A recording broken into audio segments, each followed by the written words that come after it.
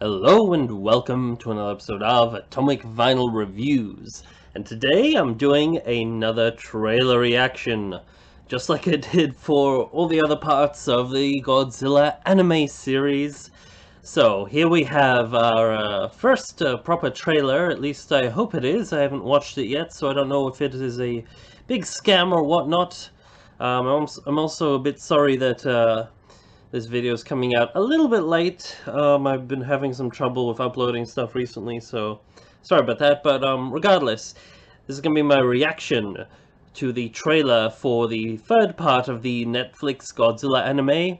And this one is called Godzilla, the Planet Eater. So the first one we had Godzilla Monster Planet, then we had Godzilla City on the Edge of Battle, and now we have Planet Eater. So yeah, join me and let's observe this part in the trilogy, the final part here. Um, Going by the various posters and stuff, it's pretty obvious that King Ghidorah is going to be in this one, so I'm curious if we're going to see him. Just put that out there, and just sort of brief before we watch it, I'll just sort of briefly touch on my thoughts about the animes in total. For those of you who have not seen my other videos on the topic, I enjoyed them, but thought they could have been better. Basically, they didn't quite live up to their potential. But unlike some people, I don't hate them or anything like that. I just enjoy them for what they are. I do also just hope we get a proper Godzilla anime in the future, because I would love to see, a proper hand-drawn one with some more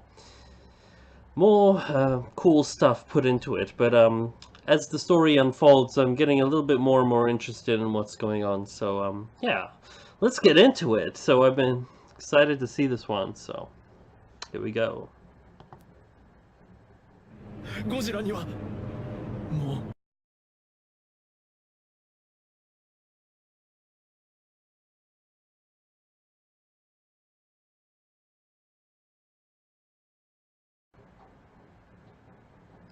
Whoa, okay, so there we go. Looks like shit is hitting the fan in this episode of the anime, and in which case it should, because it is the third part and the ending of this trilogy, so it should kind of wrap things up. And yes, we do see King Ghidorah. He looks as bizarre as he does in the posters or any of the other little images I've seen show up of this particular incarnation of King Ghidorah. Okay, I'm just gonna briefly just find a little screenshot for us to enjoy while I talk just briefly about this. Here we go. 黄金の終焉を手をか There we go. So I did see this silhouette of King Ghidorah pop up on social media here and there, so I thought this was a cool image to pause on while I just briefly gather my thoughts here. So, first of all, I'm definitely going to do a trailer analysis for this trailer. Sometime in the next couple of days, you'll see that come out, hopefully. Yeah, I'm looking forward to this one. It looks like we're finally going to see Godzilla battle another monster properly, because so far in the previous episodes, in the first one, we just see him fight. We don't even see the main Godzilla. We see, I forgot what its name is, but the little Godzilla, okay, he's not little, he's huge, but the regular-sized Godzilla, and then the mountain-sized one just sort of appeared at the end of that film. And then in the second one, we had it promised that basically by all the marketing that we'd get Mechagodzilla showing up, and kind of did, kind of didn't. But this film looks a lot more like stuff is sort of rounding together. We can see that Metphys is doing all that. His like mysterious stuff that's been going on in the background seems to be unraveling and going into the direction of, it looks like he's actually summoning King Ghidorah or something like that, which is interesting. We see the I forgot what they're called, but the native Earth people, the like Mothra fairies.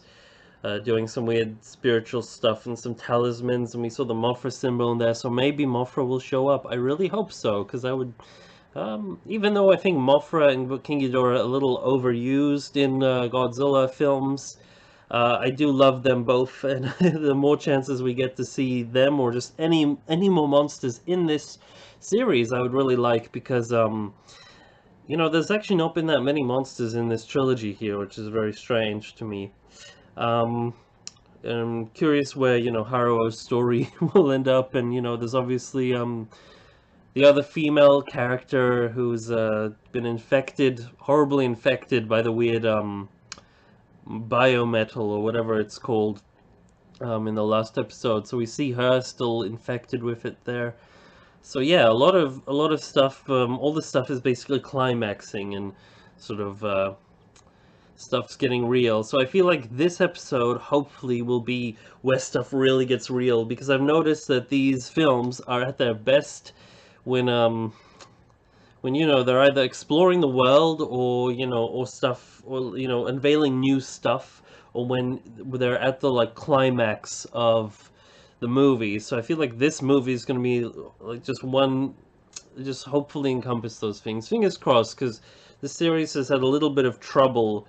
Like, I've enjoyed some of the new stuff they put into it, but some of the direction it's taken has just sort of been sort of a mixed bag. But yeah, I'm about just as excited for this one as I was for the other two. I'd say I'm probably not